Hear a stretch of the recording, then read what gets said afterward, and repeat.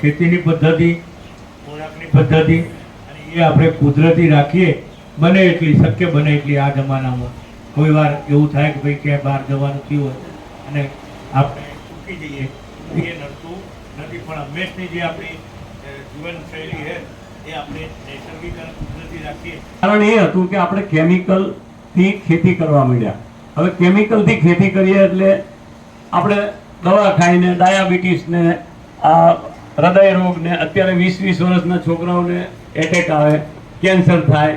તો આ બધી વસ્તુ આપણે પ્રાકૃતિક ખેતી છોડીને આ બધું આપણે સ્વીકાર્યું. હવે આપણે પ્રાકૃતિક ખેતી સ્વીકારીને પછી જે સ્વસ્થ જીવન, સમાજને બી સ્વસ્થ જીવન આપીએ, લોકોને સારું ખાવાનું મળે અને કોઈને બીમારીનો ભોગ ના બનવું પડે, એટલા માટે આપણે પ્રાકૃતિક ખેતી અપનાવીએ.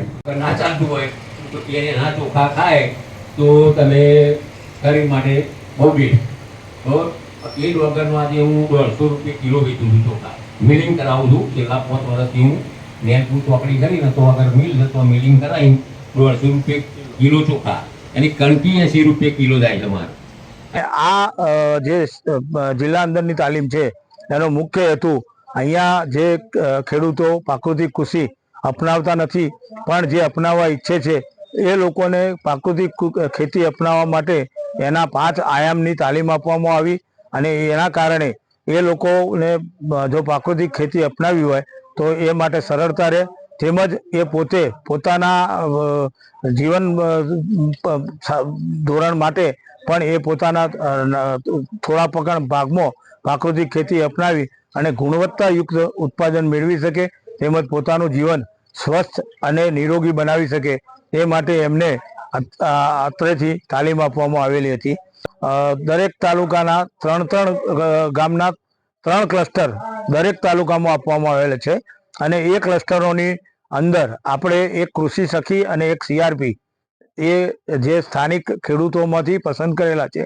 એ લોકો 125 ખેડૂતોનું હેન્ડ હોલ્ડિંગ કરી અને 2 વર્ષ માટે તમામ ખેડૂતો ઓછામાં ઓછા 1 એકરમાં પ્રાકૃતિક ખેતી અપનાવે એ માટેનું આ મિશનનું એ હેતુ છે અને એ માટે આપણે અત્રે ઉપસ્થિત થયેલા હતા.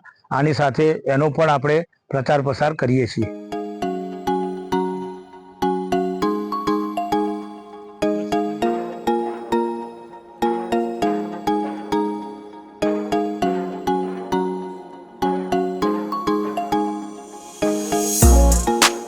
મારું નામ છે વરદલાલ રામજીભાઈ પટેલ, ગામ ભુવાલડીથી બોલું છું અને પ્રાકૃતિક ખેતી માટે અમારું જે મોડલ ફાર્મ છે એની અંદર બધા ખેડૂતોને તાલીમ તથા જે બી મિત્રો આવે એમને પ્રાકૃતિક બાજુ ખેતી કરવા અથવા તો બાગાયત કરવા અથવા તો ઘેરે એમને પ્રાકૃતિક રીતે શાકભાજી ઉગાડવા માટે પ્રોત્સાહિત કરીએ છીએ. અહીંયા આજે જે પ્રોગ્રામ હતો એ આત્મા પ્રોજેક્ટ સાબરમતી તરફથી રાખવામાં આવેલો હતો.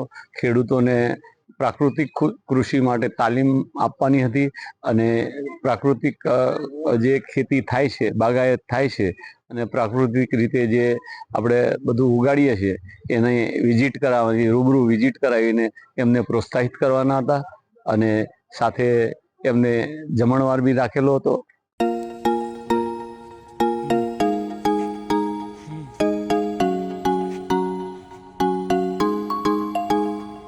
એમાં બહોળી સંખ્યામાં ખેડૂત ભાઈઓ અહીંયા ઉપસ્થિત હતા, જે લોકોએ પ્રાકૃતિક ખેતી વિશેની માહિતી માટે આજે અહીં બોલાવેલા હતા. અને એમાં પ્રાકૃતિક ખેતી કઈ રીતે થાય, પ્રાકૃતિક ખેતીના 5 આયામો, જીવામૃત, ઘનજીવામૃત, બીજામૃત, આચ્છાદન, વાપસા અને મિશ્ર પાક પદ્ધતિ, આ 5 આયામો વિશેની માહિતી આપી. જેમાં રસપૂર્વક ખેડૂતોએ ભાગ લઈ આ કાર્યક્રમને પ્રાકૃતિક ખેતી તરફ ખેડૂતોને સંદેશ છે કે પ્રાકૃતિક ખેતી તરફ વળો. પ્રાકૃતિક ખેતી એ જ એ ભવિષ્યનો આપણા દેશનો ઉદ્ધાર છે. આપણે પ્રાકૃતિક ખેતી કેમ કરવી જોઈએ? આપણા વડવાઓ કરતા હતા પ્રાકૃતિક ખેતી, ત્યારે એમને કશો જ તકલીફ પડતી નહોતી, એમના જીવનમાં બી કશી તકલીફો નહોતી પડતી. હવે જ્યારથી આપણે આ કેમિકલ યુક્ત ખેતી કરવા માંડ્યા ત્યાર પછી આપણા જીવજંતુઓ જેવા કે પક્ષીઓ છે કે જાનવર ગાયો છે, ભેંસો છે, એ બધામાં અને પુરુષ આપણા માનવમાં બી બધામાં બીમારીઓ આવવા માંડી. એનું કારણ એ હતું કે આપણે કેમિકલથી ખેતી કરવા માંડ્યા. હવે કેમિકલથી ખેતી કરીએ એટલે આપણે દવા ખાઈને ડાયાબિટીસ ને આ હૃદય રોગ ને અત્યારે 20-20 વર્ષના છોકરાઓને એટેક આવે, કેન્સર થાય.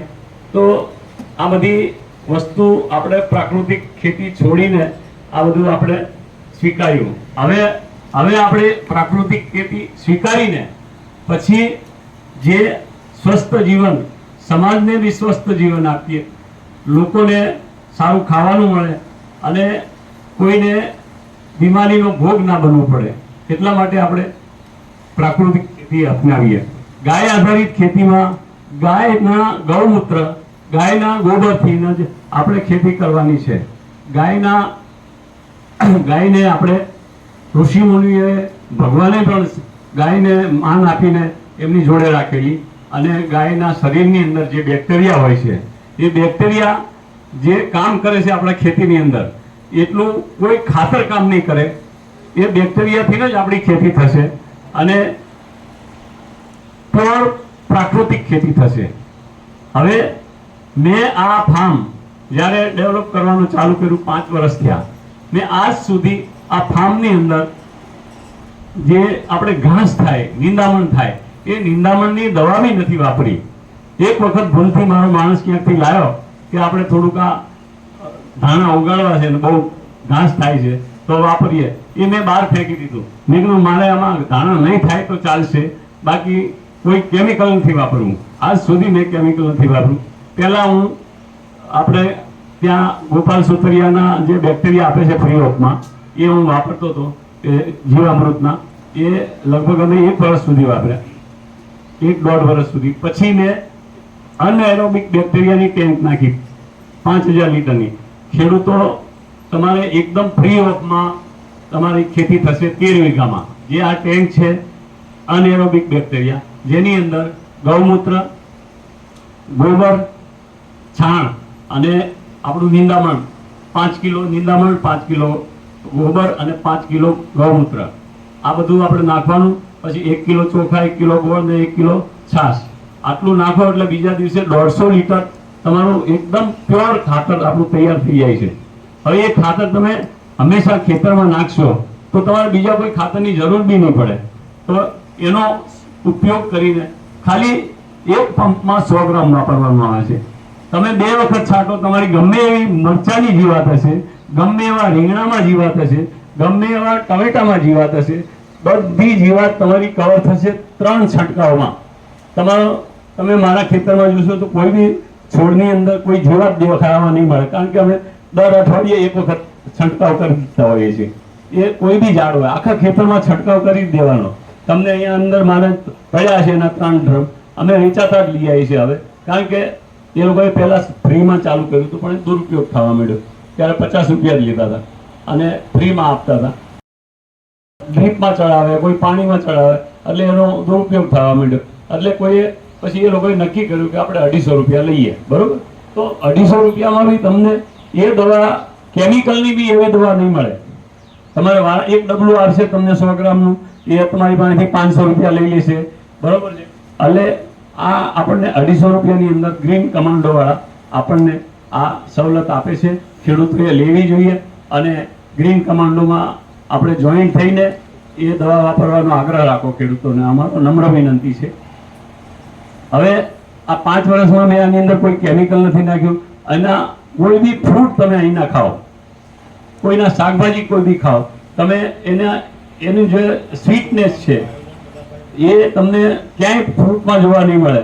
તમે કેળા ખાશો, જામફળ ખાશો, અખરોટ ખાશો, અંજીર ખાશો કે કોઈ બી અહીંનું ફ્રૂટ છે, બધા ફ્રૂટ તમને સરસ ને સરસ પ્રાકૃતિક રીતે પાકેલા જોવા મળશે. કેરી બી છે. હવે આ નેટ હાઉસ કર્યું છે, નેટ હાઉસની અંદર અમે ખીરા કાકડી ઉગાડી છે. અમે અંદર વિઝિટ મારી છે બધા મિત્રોએ, તમને ક્યાંય રોગ જોવા નહીં મળ્યો હોય, બરોબર છે. એ આ અમારું જે અનએરોબિક બેક્ટેરિયાની ટેન્ક છે એ અમે એના સિવાય અને ટ્રાઇકોડર્મા પ્યોર પ્રાકૃતિક છે, એ બેક્ટેરિયા જ છે એટલે એ ફૂગ ના થાય એટલા માટે અમે થોડાક નાખીએ છીએ અંદર, તો એનાથી ફૂગ ના થાય, છોડ મરે નહીં અને પૂરેપૂરી જીવાત જમીનની કંટ્રોલ થાય અને છોડ તંદુરસ્ત રહે છે. બરોબર? તો બસ મારે વધારે નથી કહેવું. હવે આપણે બધા પ્રાકૃતિક ખેતી તરફ જઈએ અને ભાવ તમને મળશે. તમે થોડી ધીરજ રાખો.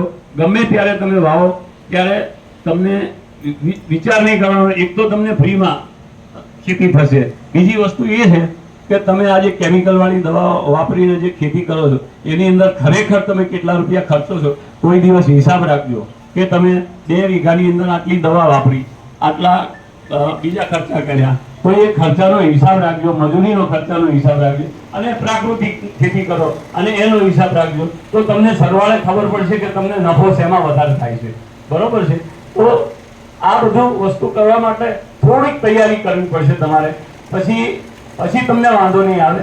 એટલા માટે દરેક ખેડૂતોને, મિત્રોને જાગૃત કરીએ છીએ કે પ્રાકૃતિક ખેતી તરફ વળો અને જે આપણા સમાજના લોકોને બી અને લોકોને અમે જાહેરાત કરીએ છીએ કે તમે પ્રાકૃતિક ખેતીથી ઉગાડેલા શાકભાજી, ફળફળાદી થોડાક મોંઘા પડશે પણ એનો જ વાપરવાનો આગ્રહ રાખો, કારણ કે તમારા સ્વાસ્થ્યવર્ધક જીવન માટે એ બહુ જરૂરી છે અને તમે સ્વસ્થ સુંદર જીવન જીવી શકશો. બસ આટલું કહીને હું અસ્તુ કરું.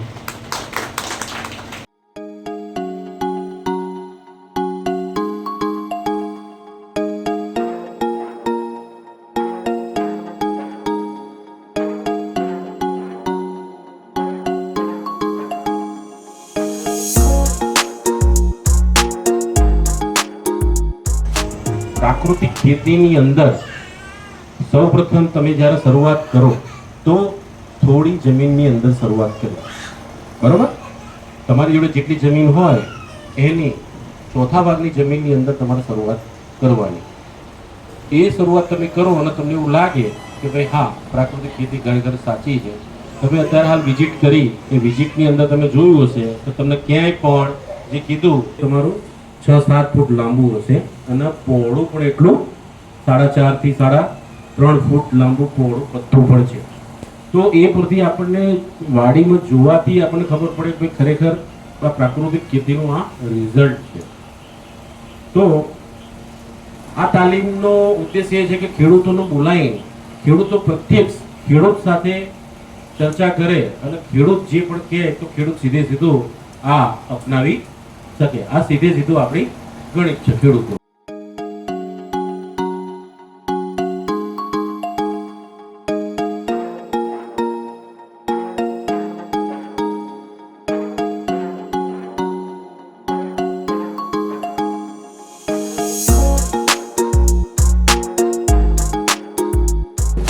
આચાર્ય દેવવ્રતસિંહ સાહેબ તમે લોકો ઓળખતા હશો. તમે આજે એમને ખાલી આમ જોવો ને તો ખબર પડી જાય. એ જ આપણી આચાર્યની આખી એમની પહેણી, બધું જ બોલવાનું શુદ્ધ એકદમ હિન્દી, સંસ્કૃત પણ એટલું, અને ધોતી ડબ્બો આપણે જે આપણો જે ભારતીય પોશાક છે ને એ પોશાકમાં તમને એ લાગે. અને એ આવતીકાલે 11 વાગે જો યુટ્યુબમાં શક્ય બનશે તો બરાબર, બાકી બાયસેકની વંદે ગુજરાત 1-4 ચેનલ ઉપર કાલે ઉપસ્થિત થવાના છે. તો ઘણીવાર એ મહિનામાં 2-3 વાર તો એ આ કાર્યક્રમ વંદે ગુજરાત ઉપર ચાલુ જ હોય એમનો. એટલે એ તમે કાલે આ એક વાત કરી લઉં, પછી આપણે પ્રાકૃતિક કૃષિની વાત કરીએ. હું તમને એકદમ આપણે જેમ લેક્ચર આપું એમ લેક્ચર આપવા લગભગ ક્યારેય લેક્ચર આપતો નહીં, પણ 2-3 પ્રશ્નો હું તમને પૂછીશ કે આપણે કોઈ દિવસ જંગલમાં કોઈને ખાતર કે દવા નાખતો જોયો? તો જંગલમાં તમારા ખેતરમાં આવડી ડાંગર હોય, આવડો દિવેલો હોય, જંગલમાં કેવડો મોટો ઝાડ હોય, તો એ કેવી રીતે થાય ભાઈ દર વર્ષે જંગલ લીલુંછમ થઈ જાય? આપણે ના હોય તો માણસનો હસ્તક્ષેપ જ્યાંથી થયો ત્યાં જંગલ પણ નાશ પામવા માંડ્યા. એટલે જ્યાં જંગલ સ્વતંત્ર રીતે છે એ જંગલમાં કોઈ જગ્યાએ આપણે દવા કે ખાતર નાખવા ગયા તો એ વસ્તુનો આ પ્રાકૃતિક કૃષિમાં એ જ સિદ્ધાંત અહીંયા આપણે અપનાવવાનો છે. છેલ્લે એ છેલ્લું સ્ટેજ છે. આ લોકો પછી કહેશે કે ભાઈ હવે જંગલ મોડલ લાવો. પણ જંગલ મોડલમાં એવું થાય કે અંદર તમે ઘૂસી ના શકો. હું આવ્યો તો સાણંદમાં, આપણે બાપુ પેલા ખોરડમાં, હા ખોરડ ડાબી શક્તિસિંહના ત્યાં, પણ તમે જુઓ તો એની શેરડી બેડી એટલી ઊંચી થઈ ગયેલી, અંદર ઘૂસી ના શકો એવું જંગલ મોડલ એમને તૈયાર કર્યું. અને એક પાક નહીં, એ 1-2 વીઘાની અંદર 25 પાક, એવું ને એવું. અહીં વડોદમાં ઉદાજીએ નાનું એમને તો બહુ ખાલી 1.5-2 વીઘાનું, તો 20 થી 25 પાક એમને અંદર, અને એ બધા જ ઉત્પાદન આપે છે કોઈ પણ પ્રકારના ખાતર કે દવા વગર. આપણે જાણીએ છીએ કે આપણે 1960 પહેલાં ખાતરની શોધ નહોતી થઈ, દવાની શોધ નહોતી થઈ, કૃષિ યાંત્રિકરણમાં ટ્રેક્ટર જેવો ઓજારો નહોતો, ત્યારે પણ ખેતી થતી હતી. બાજરી, ડાંગર, ઘઉં કે દિવેલા કે કંઈ ક્યાંય કોઈ ફેક્ટરીમાં પેદા થઈ શકતા નથી. એ ખેતી કરવી જ પડે. અને માણસ આદિ અનાદિકાળથી ખેતી કરતો આવ્યો છે. પણ ધીમે ધીમે આપણને ખબર પડી 1947 પછી કે આપણી દેશની વસ્તી કૂદકે ને ભૂસકે વધી રહી છે. તો એ લોકોને પેટનો ખાડો પૂરવા માટે જગતનો તાત એટલે ખેડૂત, એની જવાબદારી છે કે ભાઈ આ લોકોનો ખાડો પૂરવા માટે તો વૈજ્ઞાનિકોએ શોધ કરી. અને એ વખતે બીજું વિશ્વ યુદ્ધ પૂરું થયું, એનો દારૂગોળો પડેલો હતો. એટલે જસ્ટન વોન લિબિક નામના રસાયણશાસ્ત્રીએ એમણે વિચાર્યું કે ભાઈ આ દારૂગોળાનો કંઈક ઉપયોગ કરીએ. એમણે ખાતર બનાવ્યું, દવા બનાવી, અને પછી એ ખાતર નાખવામાં જે આપણે ભલામણ કરી હતી એ ભલામણ પ્રમાણે ખાતર નાખવા માટે જ્યારે શરૂઆત કરી, ત્યારે શરૂઆતમાં તો આપણે ખેડૂતોને જ્યારે આ ગ્રામસેવકો મિત્ર અધિકારી બેગ મફત આપતા કે ભાઈ લેવા યુરિયા DAP, તો એ ખેડૂત આમ નાખી જતો વાળમાં કે આનાથી તો છોડ બળી જાય. એ રીતે અત્યારે આપણે ખાતર છોડાવવા માટે મહેનત કરીએ છીએ, એ વખતે ખાતર પકડાવવા માટે, ખાતર અપનાવવા માટે એટલી જ મહેનત કરવી પડી હતી. પણ પછી અપનાવ્યા પછી એમને એવું કોઠે પડી ગયું કે હવે એ લોકો 1 થેલીની 2 થેલી, અને આપણી ભલામણને કોઈ ધ્યાન દેતા નથી. કારણ કે યુરિયા નાખવા નાઇટ્રોજન તત્વનો એવો ગુણધર્મ છે, એ મોબાઈલ એલિમેન્ટ છે, એ તમે નાખો એટલે તમને બીજા દિવસે પીળું હોય તો લીલું થઈ જાય. એ નાઇટ્રોજન તત્વ. યુરિયા નાખો એટલે તમને આમ દેખાય કે લીલું છમ છે. ત્યારે પ્રાકૃતિક કૃષિમાં આમની ડાગર જોશો તો એ કરતાં તમને થોડી પીળાશ પડતી, પણ એ એટલી સ્ટ્રોંગ કે તમે કોઈ પણ રોગ જીવાત અથવા તો વરસાદ આવે પડી જવું, આ તે એટલી સ્ટ્રોંગ હોય છે. રાજપાલ સાહેબ ઘણીવાર એમના ભાષણમાં કહે છે, એમનું કુરુક્ષેત્રમાં 180 એકરનું ફાર્મ છે. ગયા વર્ષે અમે કૃષિ ખાતાના 23 અધિકારીઓ, 22 થી 23 ક્લાસ 1, અને એના આગળના વર્ષે દરેક જિલ્લાના DDO સાહેબ અને કલેક્ટર સાહેબને હું અને બીજા 2 અધિકારીઓ લઈને ગયા હતા. એમણે જોયું, બતાવ્યું, ત્યાં ડાગરથી માંડી કેળ, શેરડી, શાકભાજી તમામ, હવે તો સફરજન એમને વાયેલા છે ત્યાં, અને એ બધાનું ઉત્પાદન એ લોકો લે છે વિધાઉટ એની ફર્ટિલાઇઝર કે કેમિકલ પેસ્ટિસાઇડ. કેળનું ઝાડ પણ લઈ ગયા છે, અને કેળ પણ ત્યાં એમને રોપી છે. અને રાજકોટથી ગોળનું કોળું લઈ ગયા, શેરડીનું. એ જે ગુરુકુળ છે એમનું, આ 100 એકરનું ફાર્મ, અને ગુરુકુળના વિદ્યાર્થીઓ તમામ જે ભોજન લે છે, અમે પણ 2 વખત ગયા ભોજન લીધું, એ તમામ આ પ્રાકૃતિક કૃષિનું, ગૌશાળાનું દૂધ, ઘી અને ખેતીનું બધું, એમને બધાને પ્રાકૃતિક ખેતીનું ખાવાનું એ લોકો આપે છે. એટલે આપણે અહીંયા વારંવાર પંકજભાઈએ કીધું, ડોડિયાભાઈએ કીધું, હું કહું છું કે આપણે પોતા માટે તો કરીએ. અને તમે લોકો જો ગાય નહીં ધરાવતા તો હવે national mission on natural farming, આ BRC હમણાં ખેતી કરી શકો. તમે 1 એકરમાં ખેતી કરશો તો તમને વર્ષના રૂપિયા. એટલે 125 ખેડૂતો નેશનલ મિશન ઓન નેચરલ ફાર્મિંગમાં આપણે દરેક ક્લસ્ટરમાં, ક્લસ્ટર એટલે 3 ગામનું એક ક્લસ્ટર બનાવ્યું, એમાં એક કૃષિ સખી અને એક CRP મૂકેલા છે. તો એ તમારું એનરોલિંગ કરશે 2 વર્ષ સુધી. તમને જીવામૃત, બીજામૃત, ઘન જીવામૃત બનાવવું હોય તો શીખવાડશે. હવે જીવામૃત બનાવવું હોય તમારે તો તમે 10 કિલો ગોબર લો, દેશી ગાયનું. ગાયમાં તો દેશી ગાયમાં ઇંગ્લિશ ગાયમાં ખબર પડે કે કહી દઉં? આમ ખૂંદ હોય, એમાં સૂર્યકેતુ નાડી હોય, એની અંદર સૂર્યના કિરણો પડે, એના કારણે ગાય માતાનું દૂધ અને ગૌમૂત્ર આ અમૃત છે. ગૌમૂત્રમાં તો જુનાગઢ એગ્રીકલ્ચર યુનિવર્સિટીએ 3 વર્ષ પહેલાં રિસર્ચ કર્યું 20 mg જેટલું સોનું અંદર, 20 mg સોનું એટલે આ વીંટી બનાવી એવું નહીં. આપણે જે ખાઈએ છીએ ને તત્વ એ કે ભાઈ લોહની ખામી છે, નહીં કહેતા આયર્નની ખામી છે, એવું તત્વ સ્વરૂપે હા સોનું ચાંદી આપણા શરીર માટે ઉપયોગી હોય. તો 20 mg સુધીનું એમાં અંદર. અને ગૌમૂત્ર તમે જોજો ગમે ત્યારે, કોઈ પણ જ્યારે કેન્સરમાં કોઈ ઈલાજ નહીં હોતો ને ત્યારે ઘણી જગ્યાએ ગૌમૂત્રની સફળતા મળેલી. પણ એના માટે ધીરજ જેને રાખી તો કેન્સર પણ નિવારી શકાય. અને ગાય માતાને આપણે આજે નહીં પણ આપણા જે ઋષિમુનિઓ હતા ત્યારથી એ ગુરુકુળ ચલાવતા તો ગૌશાળા જોડે હોય. એટલે એ જે વસ્તુ હતી એ હવે શક્ય તમને ઓછી લાગે કે પશુપાલન હવે આપણે કોઈ સ્વીકારવા તૈયાર થતા. પણ આપણે જાણીએ છીએ કે આપણી પાસે પશુપાલન ઘટતું ગયું, માણસો વધતા ગયા, છતાંય તમને દૂધ ઘી બધું ટનાટન કોથળીઓ મળ્યા જાય તો ક્યાંથી આવે?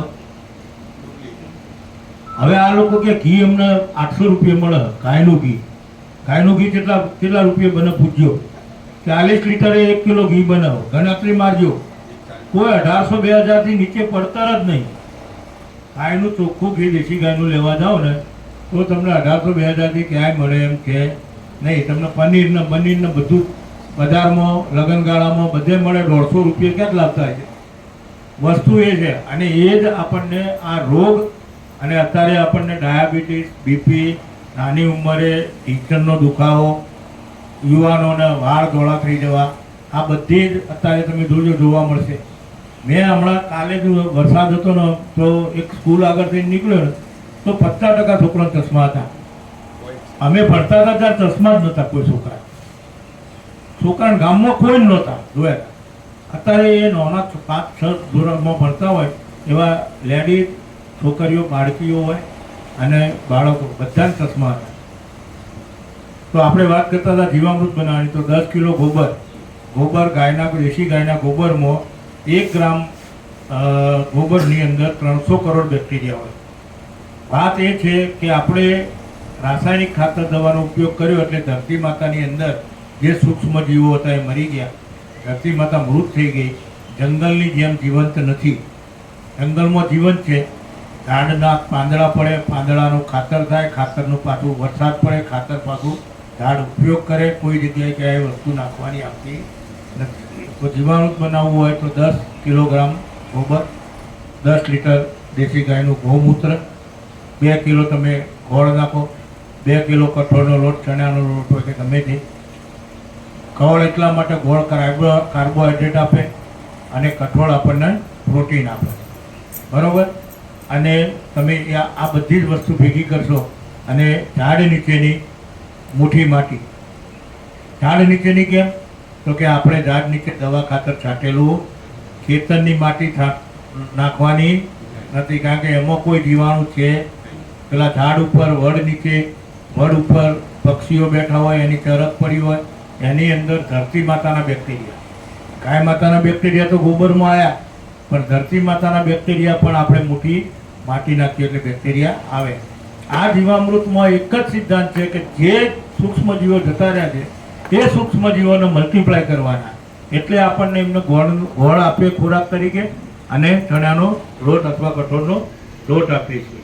પછી એ તમને ડ્રમમાં નાખી અને 200 લીટરનું દ્રાવણ બનાવો અને એના ઘડિયાળની કાંટાની દિશામાં દરરોજ 5 મિનિટ 2 વખત સવાર સાંજ હલાવો. તમે શિયાળો હોય તો 1 દિવસ વધશે, 7-8 દિવસે થશે. અને ઉનાળો હોય, દહીંના જેવું છે આ કલ્ચર છે. એટલે ઉનાળો હોય, ગરમી હોય તો એમાં 2-1 દિવસ ઓછા થાય, 4-5 દિવસ. પણ ઉપર સફેદ સારી જેવું દેખાય તમને તડકાટમાં. એટલે તમારે સમજી જવાનું ભાઈ આ જીવામૃત તૈયાર થઈ ગયું છે. અને પછી એનો તમે પિયત આપો તો પિયતમાં ટીપે દવા તો નીકમાં તોય વાંધો નહીં. અને ઊભો પાક હોય તો છંટકાવ કરો તોય વાંધો નહીં. એકરે 200 લીટરની ભલામણ છે.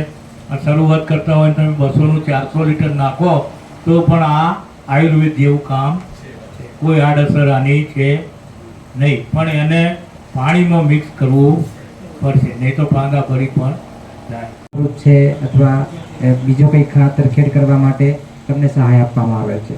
તો એ જે સહાય છે આપણી આઈ ખેડૂત પોર્ટલ ઉપર જેમ તમે ખેતીવાડીની યોજનાઓની લાભ લો છો એ રીતે અરજી કરવાની થાય છે. બીજી વાત કરીએ તો બાગાયત ખાતું જે છે એ વજન કાંટાથી માંડીને આ નેટ હાઉસ તમે જુઓ છો કે વજુ કાકાએ જે બનાવ્યું એ અમે એમને હવે અઠવાડિયામાં એમને સહાય મળી જશે. તમે જોયું છે અંદર કાકડીનું વાવેતર છે, બરાબર. તો જે પણ ખેડૂતની આર્થિક સ્થિતિ સારી હોય અને તમારી આજુબાજુ સ્કોપ હોય તો તમે આના ઉપર પણ વિચારી શકો છો. આ સિવાય બાગાયત ખાતું આનાથી પણ નાની એક નર્સરી આપે છે, જે 500 ચોરસ મીટરમાં 2 વર્ષ પહેલાં એ યોજના ચાલુ થઈ છે ને અત્યારે પણ એ યોજના ચાલુ છે. તો તમારે ધરું ઉછેર કરવો હોય, શાકભાજી પાકોના ધરું અત્યારે 2 થી 3 રૂપિયા મળતા હોય છે. હવે ઘણા ખેડૂત મિત્રો આપણે દસકોઈમાં તો શાકભાજીનો પટ્ટો બહુ મોટો છે, બરાબર. તો તમે છેક માઢી ને વિજાપુર ને એ સાઈડથી ધરું કદાચ મોટાભાગના ખેડૂતો લાવે છે. તો તમે એ યોજનાઓનો લાભ લો. તમને 2.5 લાખ જેવી સહાય અમે આપીએ છીએ. સૌથી વધારે બાગાયત ખાતું 65% સહાય એ નર્સરી બનાવવામાં આપે છે. તમારે 500 ચોરસ મીટરની નર્સરી જે છે એ બનાવવી પડશે અને એની અંદર જ તમે પોતે તમારું ધરું ઉછેરો અને વધે તો તમે વેચાણ કરો, બરાબર. તો આ બધી યોજનાઓનો તમે સૌ લાભ લો અને ભાઈએ કે જે પ્રમાણે પ્રાકૃતિક ખેતી ચાલુ કરો તો તમને તો લાભ મળશે ને. અમારા જેવા સિટીમાં રહેશે તો અમે થોડું યાર ઝેર મુક્ત ખાઈશું તો અમે દવાખાનાના ખોટા ખર્ચાથી બચીશું, બરાબર ને. હવેથી આ બધી વસ્તુઓ જૈવિકા પ્રાકૃતિક ફાર્મ ભુવાલડીથી તમને મળી રહેશે અને સતત મળતી રહેશે.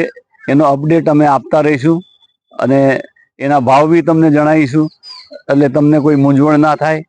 એટલે જ્યારે બી તમારે વોટ્સએપ જુઓ કે તમે અમારું ચેનલ જોશો તો એની અંદર અમારા ભાવ અને અમારા જે અવેલેબલ હશે શાકભાજી અથવા ફ્રૂટ જે બી હશે એ તમને અવેલેબલ થશે.